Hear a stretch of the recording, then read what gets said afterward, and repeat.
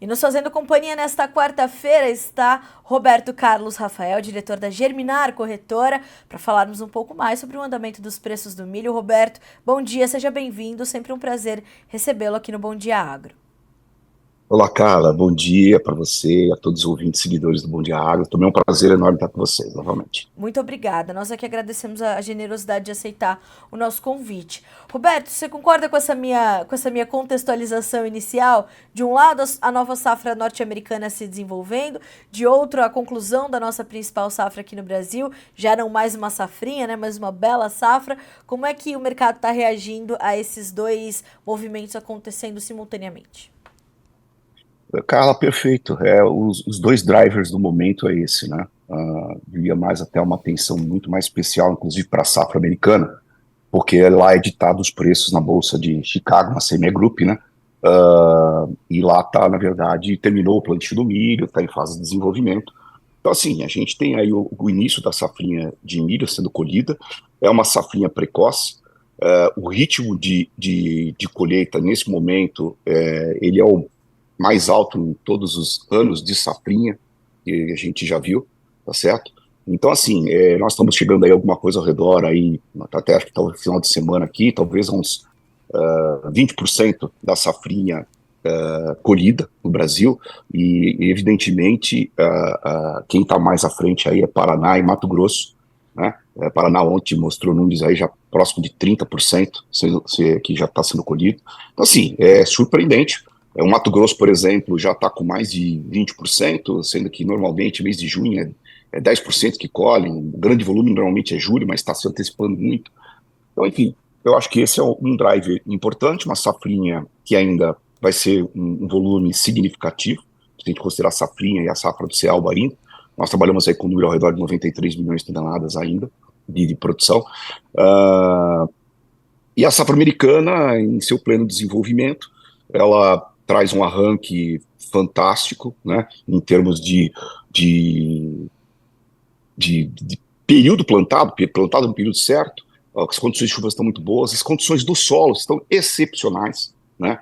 Então, a gente tem que acompanhar para ver o que vem aí mais para frente, principalmente chegando em mês de julho e agosto, que é um período que é mais crítico, e ficar atentos para ver se não vamos ter temperaturas altas e também falta de chuvas, eventualmente. E se não tiver, a gente passa a ter uma possibilidade de ter um recorde de produção, um recorde de produtividade no milho, como na soja também.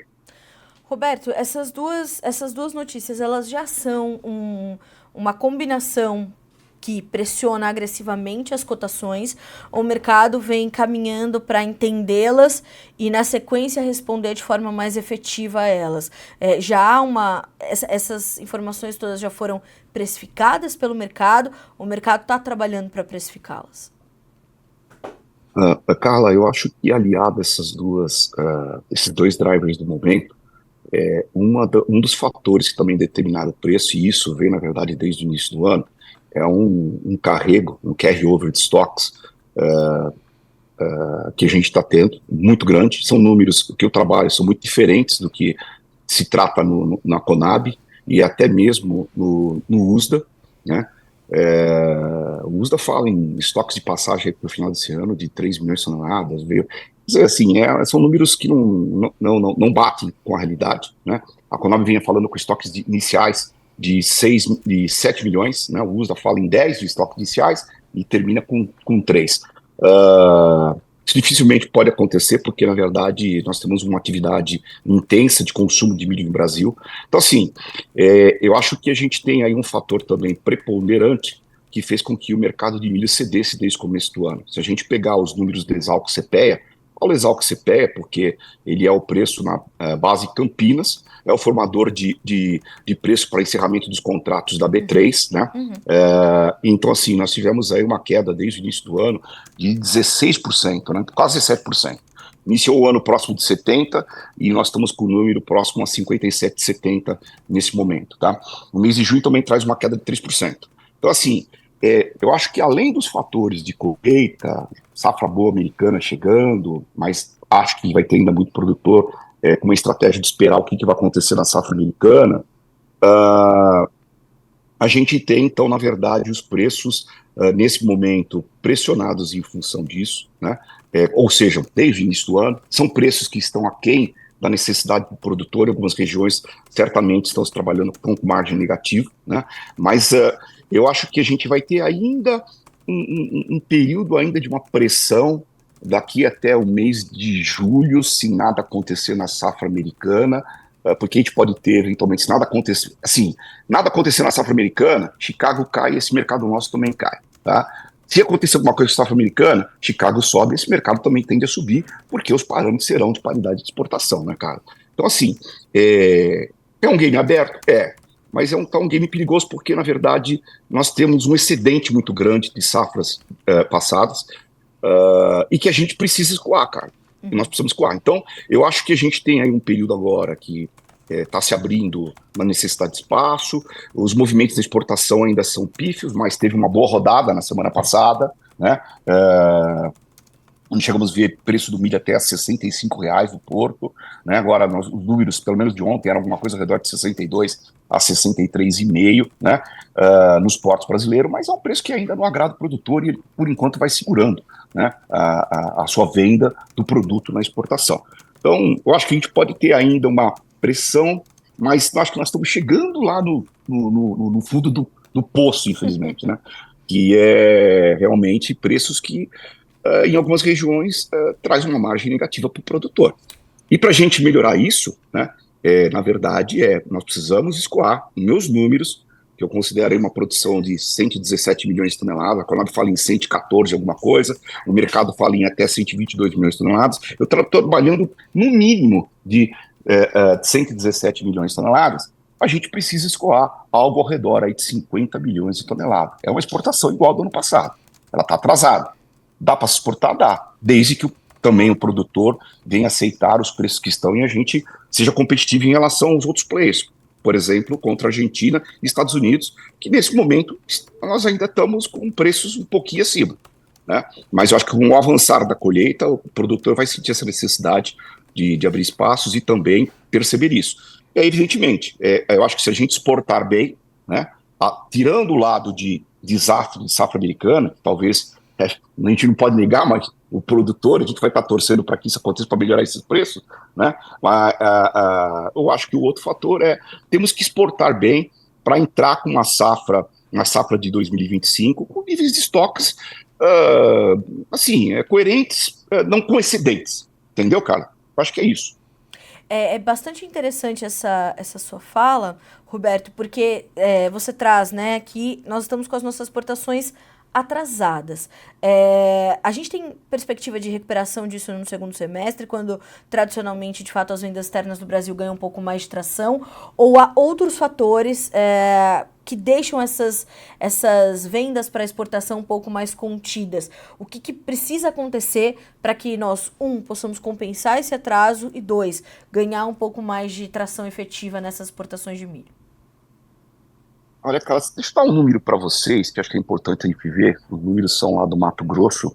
Em 2024, eles estão projetando que já teve 33% da safra comercializada. Em 2023 era 45%, e em 2022, com uma safra com problema, estava 61%. Então, isso mostra que nós temos um atraso na negociação, na exportação. Tá? Então, assim, é o que eu digo, eu acredito que se a gente tiver uma exportação boa, e diminuindo esses excedentes, nós vamos ter uma entre-safra um pouco mais justa e aí talvez uma necessidade de ter um preço um pouco melhor, mas o produtor ele não vai poder esquecer de ter que escoar com exportação. O fato que a gente tem hoje é exatamente, a gente não tem um volume bom exportado, apesar que nós já exportamos algo ao redor de 400 mil toneladas em maio, vamos exportar algo ao redor de 1 milhão e meio de toneladas agora no mês de junho, os grandes volumes vêm a partir de julho até janeiro. E a gente, veja, eu falo, nós precisamos exportar, não quer dizer que nós vamos exportar, a gente pode exportar menos ou até mais que esses 50 milhões de toneladas. Se nós chegarmos nos 50 milhões de toneladas, que seria adequado para chegar nesses estoques mais justos, né, na virada da entre-safra, sem ter a pressão de um excesso de produto no mercado que deprima os preços, a gente vai ter que exportar a partir de julho algo ao redor de 7 milhões de toneladas. né, até janeiro, por 7 milhões de toneladas por mês, tá? Então, Carla, eu acho que o que precisa nesse momento é um preço para atender o produtor, para a gente exportar. O mercado de exportação está aí, só que o preço não atende, né? Certo. Então, o produtor, nesse momento, tem feito mais volume no mercado interno, que paga um pouco melhor, né, do que na exportação. Então, ele vai ter que ter uma combinação para esse esvaziamento acontecer, tá certo? E porque a única forma é a gente esvaziar estoques altos de passagem. Não tem outra para a gente melhorar depois. Se isso não acontecer, nós vamos ter um 2025 pressionado de novo. Um outro detalhe que acho que vale a pena a gente falar, Carla, é que a gente tem ainda muita coisa para acontecer. Já falamos da safra americana, se tiver um problema muito sério, como a gente viu lá em 2012, nós vimos Chicago subir 50%.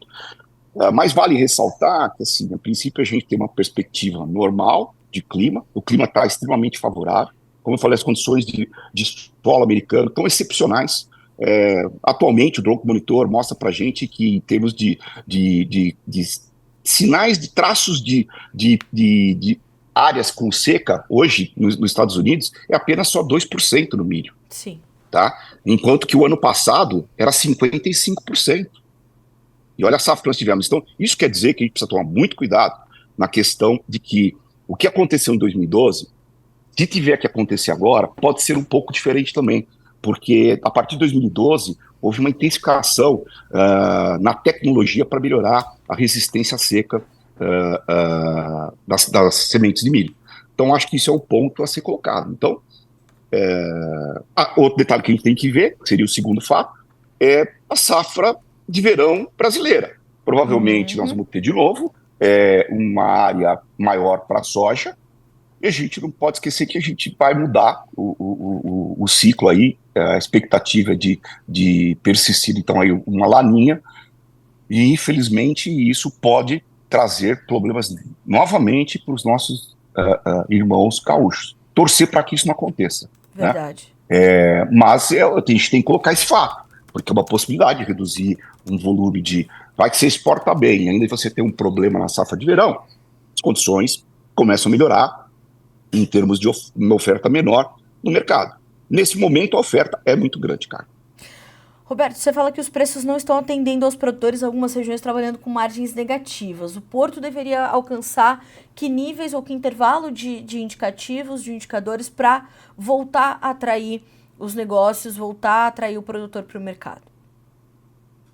Olha, isso também é um negócio que depende muito, né? O produtor, ele, na soja, ele está com uma margem positiva,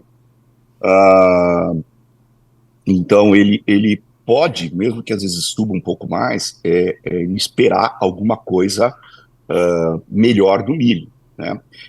Vale a pena citar, Carla, que eu acho que a gente sempre fala que às vezes tem alguns produtores que ficam vendo muito o mercado no retrovisor, né? E pensam, não, o milho já bateu 100, isso pode bater de novo. Isso você sabe, não é uma verdade. Isso, na verdade, tem que ver os fatos dia a dia, né? Nós temos um cenário de preço de Chicago muito inferior do que foi naquela época que bateu 100. O câmbio também, apesar de, nesse momento, nós estarmos com uma pressão no câmbio, que é a conta dessa gestão desse mau governo tá chegando, né? A gente está aí com dólar na faixa de 5,40, né? Então, assim, os momentos são diferentes. Então, só para você ter uma ideia, hoje, no nível de patamar de preço que nós temos, Chicago, né, na faixa de 4,50 o bushel, né, nós teríamos uma paridade, um PPI, uma preço de paridade de importação, na faixa de 78, 79 na indústria. Colocado. Se tiver que fazer uma importação algum dia no Brasil, que eu acho que não vai ser esse ano, importação que eu digo em escala, tá? Porque aquela do Paraguai, da Argentina, sempre acontece alguma coisa. Está previsto até 1,5 milhão de toneladas esse ano, na balança de oferta e demanda. Seria na faixa de 78, então isso está, nesse momento, totalmente descartado a possibilidade por conta desse excesso de produto. Nós vamos caminhar para um preço de paridade de exportação. E, dependendo do que acontecer, pode até cair um pouquinho, como a gente está até vendo.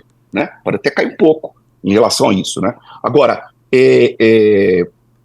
então, eu acho que o produtor ele tem que ficar atento a todas notícias diárias, tudo. E com um detalhe que a gente precisa colocar: nós estamos falando em Chicago 4,50, e se caminhar para uma safra muito boa, esses preços podem se depreciar. Uhum. E é direto na veia aqui na nossa exportação. Certo, cara? Sim, são informações muito importantes. E como é que você avalia, Roberto, esse comportamento do produtor? Porque naturalmente ele precisa fazer suas contas, entender se é momento de participar do mercado e ir fazendo ali as suas estratégias. Ele vem aprimorando essas estratégias. A gente bate muito aqui nessa questão da gestão, da comercialização, do uso das ferramentas de comercialização para passar por momentos como esse. Você tem sentido isso, Roberto? Você acha que o produtor vem buscando de fato mais ferramentas e vem buscando um entendimento mais a fundo do mercado para enxergar essas oportunidades quando ela aparece e se retirar no mercado no momento mais oportuno, não só porque o preço cedeu, mas se ele tiver ainda alguma margem, né, com a possibilidade de sofrer um pouco mais à frente, se proteger, ele tem feito isso? Não. Infelizmente, a gente tem, por exemplo, instrumentos aqui no Brasil que vem crescendo, e seria através de B3, você fazer uma gestão de risco, né? E o que a gente percebe que, principalmente do lado dos produtores, ainda é pífio isso, tá? Esse movimento de estratégia para pegar algumas oportunidades que teve esse ano. E teve, e ainda até tem um pouco, se você pegar as telas mais para frente, aí. Nós temos telas aí, se não me engano, está com 71, você estava 71, R$ 72 aí para frente, né? Isso mais já na entrada de janeiro. O que eu quero dizer é que, assim, eu acho que falta a classe produtora ela procurar ter, pelo menos, ela tem que ter, passar na mesa todas as opções possíveis para uma gestão de preço da comercialização dele. Né? Então, ele tem que ver B3, de repente começar a fazer uma linha de aprendizado, de conhecimento, faz um contrato, faz dois.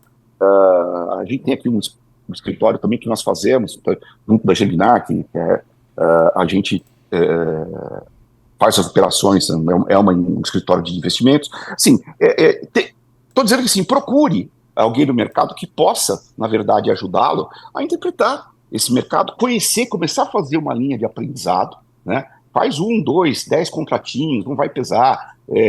Opções ainda é um caso meio caro no Brasil, mas você tem o mercado de futuros. Então, eu acho que esse mercado nosso tem melhorado. Eu já faço parte, fiz muitos anos parte, quando trabalhava em indústria, da Câmara Consultiva de Milho e Soja na B3.